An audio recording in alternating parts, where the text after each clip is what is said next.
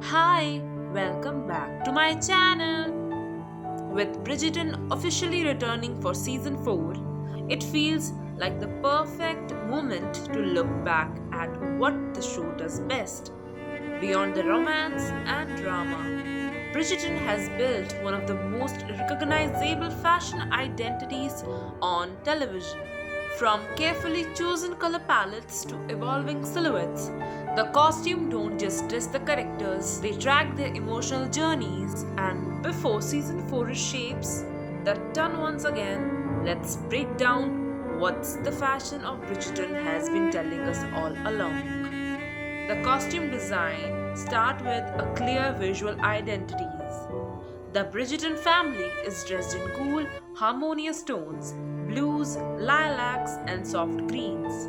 A deliberate choice meant to communicate unity and inherited status.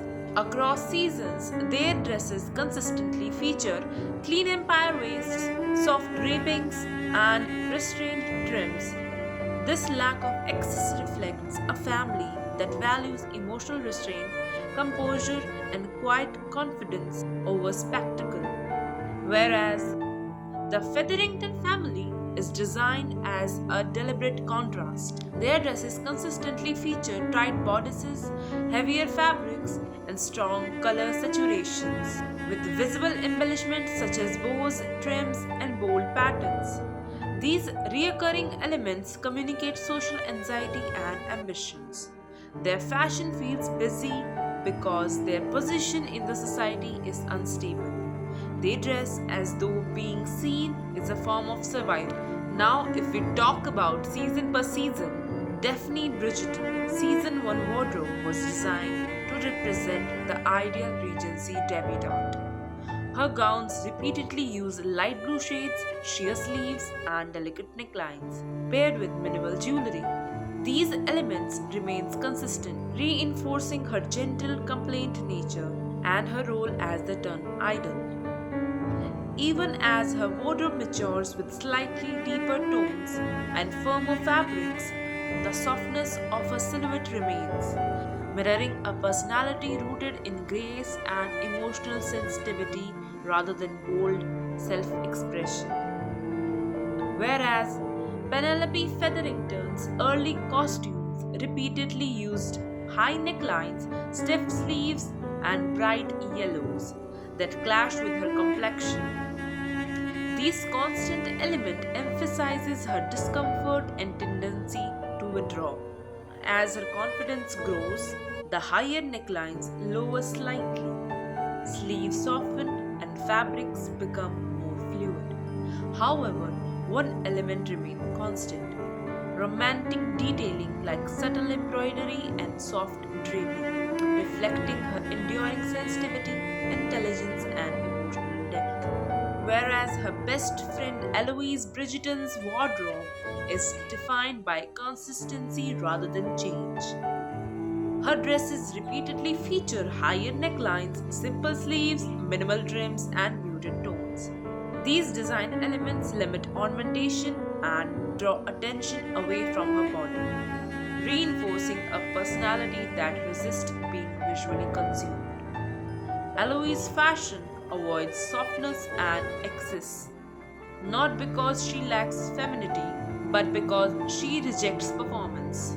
Now, if we talk about her former best friend, Cressida Cowper's fashion is built around repetition and exaggeration. Across seasons, her dresses constantly featured oversized sleeves, rigid bodice, bold shoulders, and strong structural lines.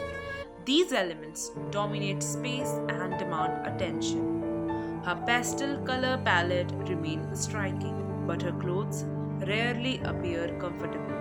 This consistency reflects a personality driven by visibility, competition, and survival. Cressida's fashion does not express vulnerability, it defends against it. But if we see at Kate Sharma's wardrobe, it relies on recurring elements of structure and control. Her dresses constantly features firmer fabrics, clean necklines, minimal embellishments, and deeper jewel tones. She rarely wears excessive trims or frills. These constant elements reflects her practical nature, emotional restraint, and sense of responsibility. As her arc develops, fabric softens and movement increases, but the structure remains as it was, mirroring a personality that learns openness without losing strength. And now, the Queen. Queen Charlotte's fashion is defined by repetition at a grand scale. Her gowns constantly use heavy fabrics, jewel encrusted detailings, and rigid constructions to ground authority. Her wigs remains the most recognizable constant, towering in height, highly sculptured, and often adorned with symbolic embellishments. While their shapes evolve, their purpose does not. The scale of her wigs reflects a personality rooted in command, presence, and spectacle. Even when emotion enters her story, her fashion never loses its control. So, what makes Bridgerton fashion so memorable isn't just how beautiful it looks, but how constantly it reflects who these characters are. The repeated details, the colors, the silhouette, the sleeves, the necklines become visual habits, just like personality traits.